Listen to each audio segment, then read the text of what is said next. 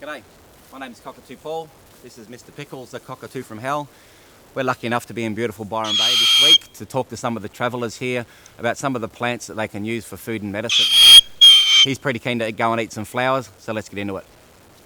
So I've found the beautiful Ben and even more beautiful Tamar, and we're going to have a look at some of the flowers that grow down here. So you guys ready to eat your street? Yes. Yeah, excellent. So these flowers that you guys have found, it's called Malvaviscus mole or Malvaviscus penduliflora, and it's called penduliflora because on the tree it almost always hangs upside down, and that's a thing that the plant does. So then it makes it a lot easier for the bird that collects the nectar out of there to get it, because the bird that pollinates this plant also hangs upside down. So it's a pretty cool thing that it does. Just going to put the bird up in the tree because he likes sitting up in the tree.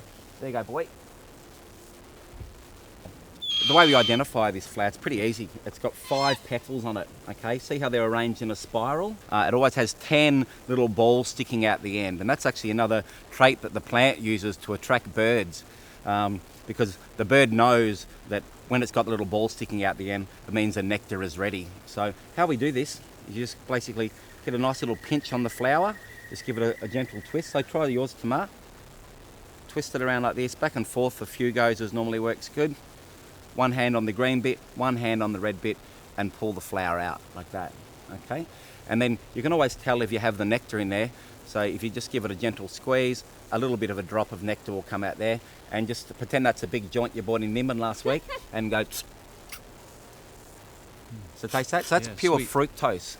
And fructose is one of the things that birds and bees really like to eat. It has a super high sugar content in it. And as you guys know, birds and bees are very busy little mofos. They need all the energy they can get. Here we go. Cocker. He's going to be on.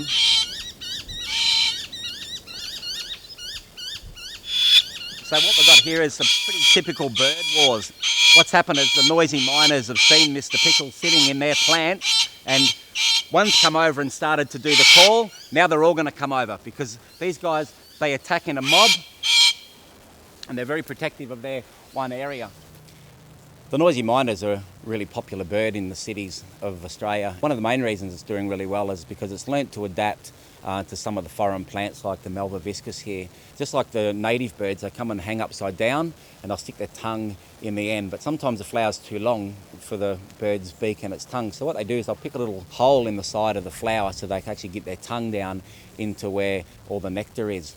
They're part of the honey-eating family of birds, and what they do is they have a little brush tongue. When they stick their tongue out, the brush opens. When they sting their tongue back in, the brush closes. So they go in and out, up to about 10 times a second. They also like to eat the caterpillars that they see on the tree too, and they can tell it's the right one because it's a rolled up leaf.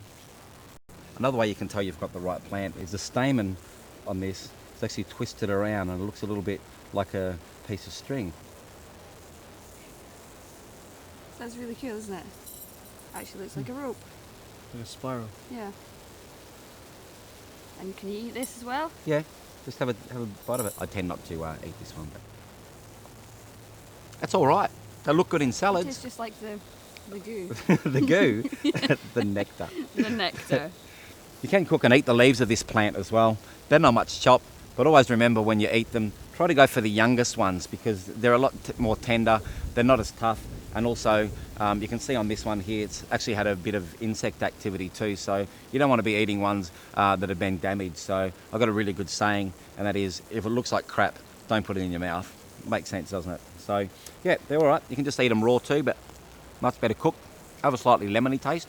And as with all this Malvaceae family, it's quite a slimy texture. All right though. And you can actually eat the flowers too, but I find the little hairs on there sometimes irritate my throat, but they taste like goo.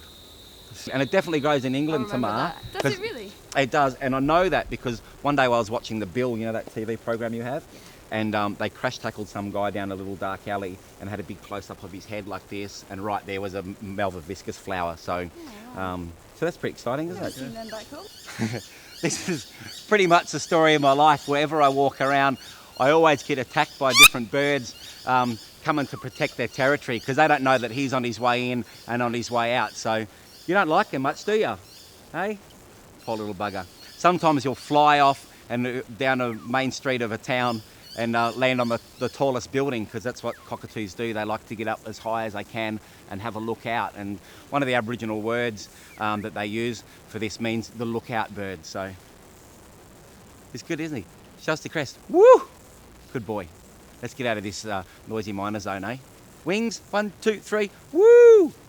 Classic.